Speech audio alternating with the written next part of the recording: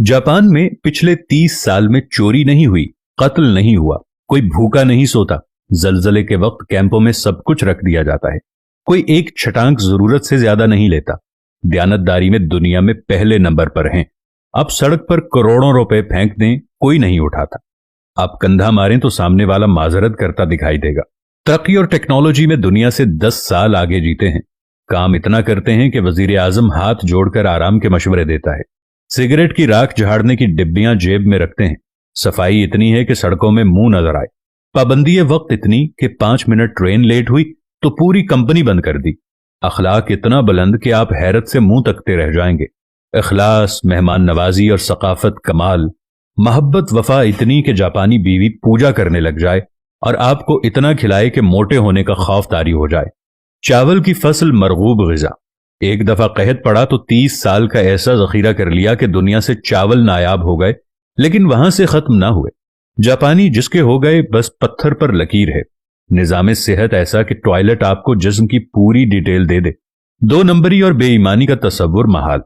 और अब आते हैं कि जिस मुल्क में लाखों लोग तबलीगी इज्तिमात में जाते हों, जहां लाखों लोग दावत दीन के लिए सफर करते हों, जहां से लाखों लोग बैतुल्ला, उमरा और हज के लिए जाते हों, मिलादुन नबी के मौके पर हर शहर में जुलूसों में लाखों लोग शामिल हों, जिस मुल्क में हर रात लाखों महफिल मिलाद और दरस कुरान होते हैं, जिस मुल्क में यौम आशूर पे लाखों लोग गम हुसैन रदियल्लाहु ताला अन्हो में अज़ादारी करते हों, जिस मुल्क में ईद और जुमे में बड़े बड़े इज्तिमात होते हों, जिस मुल्क में तस्बीहात पढ़ने वाले लाखों में और दुरूद सलाम की तादाद अरबों में हो, वो मुल्क ईमानदारी में दुनिया में 160वें नंबर पर है।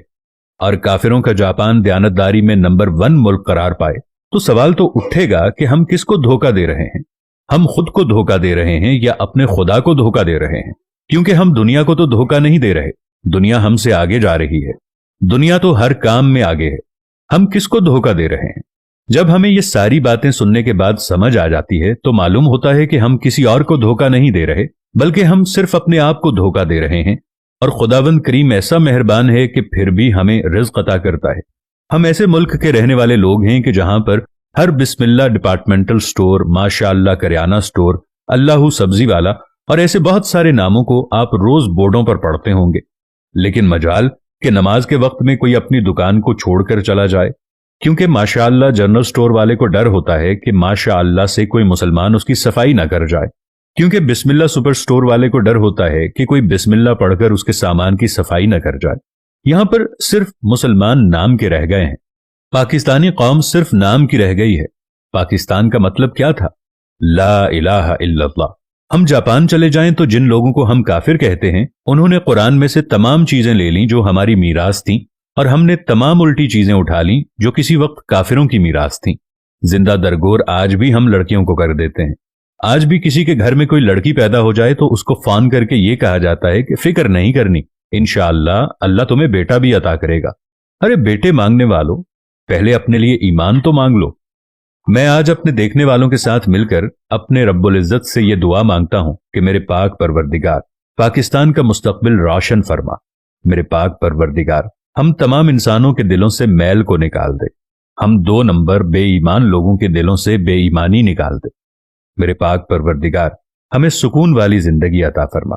पाकिस्तान पर अपना रहम करम फरमा। पाकिस्तान को आदिल और सच्चे हुक्मरान अता फरमा। आमीन या रब्बल आलमीन।